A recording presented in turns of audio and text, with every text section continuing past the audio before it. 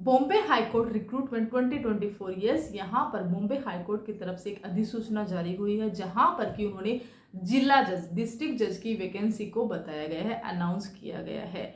तो hello everyone, आप सब लोग कैसे हैं? आशा करती हूँ आप सभी लोग बहुत ही अच्छे हैं। तो जैसा कि मैंने बताया है कि अभी बॉम्बे हाईकोर्ट की तरफ से एक रिक्रूटमेंट है 2024 में। यहाँ पर यह आया है, कितनी वैकेंसी आई है, डिस्ट्रिक्ट जज की वैकेंसी है।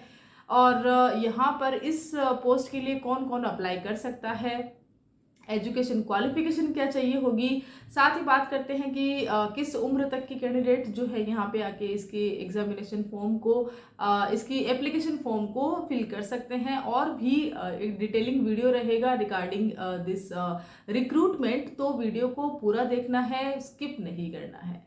तो चलिए शुरुआत करते हैं इस रिक्रूटमेंट के बारे में। तो यह जो है कोर्ट की भर्ती है और यहाँ पर यह जो गुड न्यूज़ है वह आई है अधिसूचना के माध्यम से यह आई है। और यह जो अधिसूचना है वह जारी कब हुई थी? तो 5 सितंबर 2024 को यह अधिसूचना जारी होती है कि यहाँ पर जो है इस पोस्ट में, इतनी पोस्ट के अंतर्गत यह जो वैकेंसी है वह अनाउंस हुई है। चलिए बात कर लेते हैं पोस्ट कितनी आई है। तो यहाँ पर टोटल पोस्ट जो है 28 पोस्ट बताई गई है। बताया गया है कि जो रिक्तियों को भरा जाएगा, मीन्स कि वहाँ पे खाली पड़े जो पद हैं उनके लिए 28 पोस्ट पर आई है। अब यहाँ पर बात कर लेते हैं कि आपको यह जो वैकेंसी है इसका जो है अपडेट कहाँ से मिलेगा। तो यहाँ पर बॉम्बे हाईकोर्ट की ऑफिशियल वेबसाइट पे हमें जाना है, दैट इज bombay-highcourt.nic.in। यहाँ पर जाके जो है आप इस वैकेंसी के बारे में इजीली चेक कर सकते हैं, क्योंकि बहुत सारा इसके अंतर्गत नोट्स हैं, चीज़ें हैं, बहुत सारे पॉइंट्स हैं जो कि आपको ऑफिशियली जाके चेक करने के द्वारा ही पता चलेगा।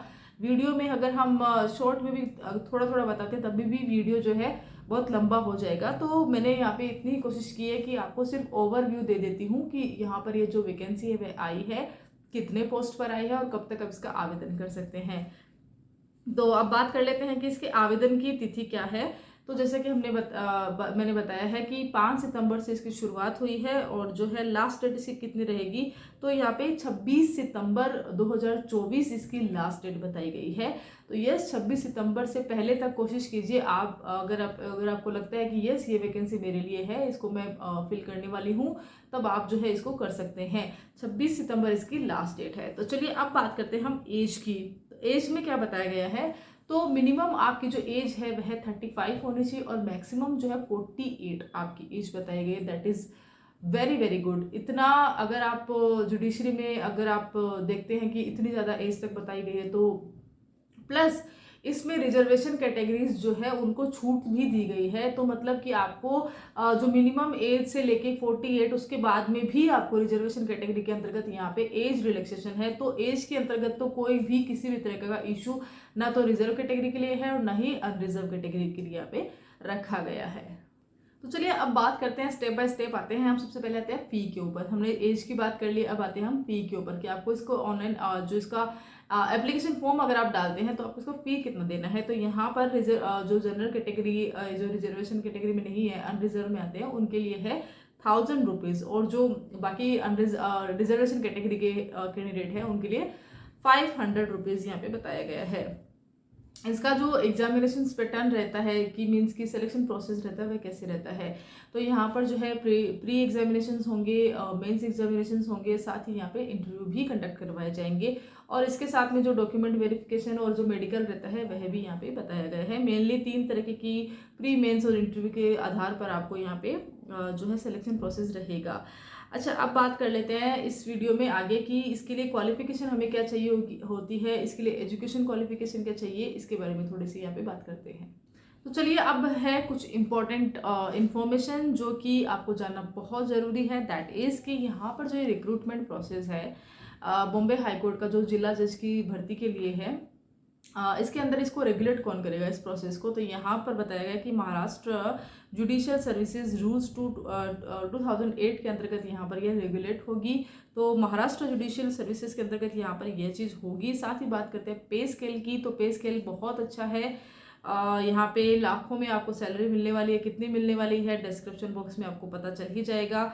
With allowances. देखिए सिविल जज की या डिस्ट्रिक्ट जज की अगर आपको वैकेंसी यहाँ पर अनाउंस हुई है तो यहाँ पर आपको हर एक प्रकार के अलाउंसेस रहते हैं, भले वो होम अलाउंसेस हो, मेडिकल अलाउंसेस हो, इंश्योरेंस के हो, या तो आपके पास बहुत सारे जितने भी अलाउंसेस होते हैं सिविल सर्विसेज में मिलते हैं आपको जो है यहाँ पे मिलने वाले होते हैं एक अच्छी पे स्केल के पश्चात भी। तो यहाँ पे पेमेंट का तो कोई भी इशू नहीं है, एज का भी कोई इशू नहीं है, और यहाँ की रेगुलेटिंग सिस्टम जो है, यहाँ की कंडक्टिंग बॉडी है, उसके बारे में मैंने बताया। तो अब मेन क्या रहता है, मेन ये रहेगा कि यहाँ पर एक इन्फॉर्मेशन है that is candidate must have sufficient knowledge of Marathi language. आपको जो है आपको सफिशिएंट नॉलेज आपको होना चाहिए मराठी लैंग्वेज का, क्योंकि देखिए आपका जो पोस्ट है लोकेशन रहेगा वह रहेगा महाराष्ट्र में।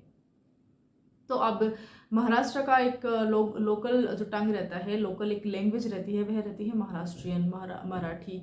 तो आपको उसका नॉलेज भी होना ही चाहिए। यहाँ पे सबसे अच्छी बात है कि किसी प्रकार कोई सर्टिफिकेट नहीं मांगा है, सफिशिएंट मांगा है, तो सफिशिएंट तो आपको दिखाना ही होगा। साथ ही बात करते हैं दूसरे इंपॉर्टेंट इंफॉर्मेशन की, दैट इज कि the applicant must be practising as an advocate in High Court of Bombay और कोर्ट सबॉर्डिनेट्स। मीन्स कि यहाँ के जो ये जो एप्लीकेंट्स रहेंगे, जो यहाँ इसको फिल करने वाले हैं, वो उनकी जो प्रैक्टिस है वह बॉम्बे हाई कोर्ट में होनी चाहिए, या तो बॉम्बे हाई कोर्ट के सबॉर्डिनेट कोर्ट्स में, यानी कि वहीं के डिस्ट्रिक्ट कोर्ट्स में होनी चाहिए।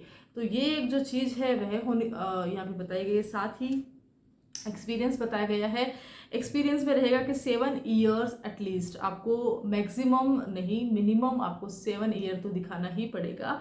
और एग्ज़ाम का लेवल क्या रहेगा, तो एग्ज़ाम स्टेट लेवल का यहाँ पे रहेगा।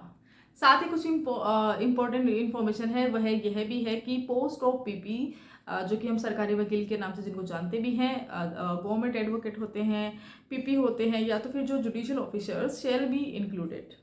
दूसरी चीज़ या और है, अथवा जो यहाँ पे काम कर चुका हो या कर रहा हो गवर्नमेंट के एडवोकेट के रूप में, पीपी के रूप में, या तो 7 साल तक ऑल्सो इंक्लूडेड। तो यहाँ पर ये चीज़ें। साथ ही अगर आप इसके एप्लीकेशन फॉर्म में जाते हैं, पूरा नोटिफिकेशन देखते हैं, तो यहाँ पर आपको और भी बहुत सारी चीज़ें हैं। ये तो कुछ इंपॉर्टेंट इन्फॉर्मेशन थी जो मुझे लगा कि मुझे यहाँ पे शेयर करनी चाहिए। बाकी और भी इम्पॉर्टेंट है कि यहाँ पर इसके अंतर्गत भी ये जो पॉइंट्स मैंने शेयर करे हैं, इसके अंतर्गत भी यहाँ पे कुछ चीज़ें हैं जो नहीं होनी चाहिए, वह भी है। तो इसका आप पूरा डिटेलिंग इसका नोटिफिकेशन में जाके आप इसको इजीली चेक कर सकते हैं। तो अब क्योंकि यहाँ पर अगर आप ये जॉब में आते हैं, इस जॉब में आते हैं, तो आपका प्रोबेशन कितना रहेगा, तो 2 साल का यहाँ पे आपको प्रोबेशन टाइम यहाँ पे देना होगा। तो पूरा जो डिटेलिंग इसकी है वह आपको बॉम्बे हाई कोर्ट की ऑफिशियल वेबसाइट में जाके मिलेगी। आपको वहाँ जाना है, इस जो नोटिफिकेशन इसको चेक करना है, क्योंकि इस नोटिफिकेशन में न सिर्फ इम्पोर्टेंट नोट्स लिखे हुए हैं, इस भर्ती के बारे में बता रखा है, साथ ही यहाँ के कुछ इम्पोर्टेंट इंस्ट्रक्शंस भी है, और इसके अलावा कुछ डिक्लेरेशन फॉर्म भी यहाँ पे इन्होंने अनाउंस करे हैं। तो बहुत सारी चीज़ें हैं जो यहाँ पे बता सकते हैं हम कि ये चीज़ हुई है। तो इसके लिए आपको डिटेल में जाके ही पूरा एडवर्टाइजमेंट देखना है। ये एक था ओवरव्यू वीडियो। होपफुली आपको ये ओवरव्यू वीडियो अच्छा लगा होगा। अच्छा लगे तो वीडियो को लाइक ज़रूर कर देना, और चैनल पे पहली बार आए हैं तो सब्सक्राइब जरूर कर देना। Till then thank you so much.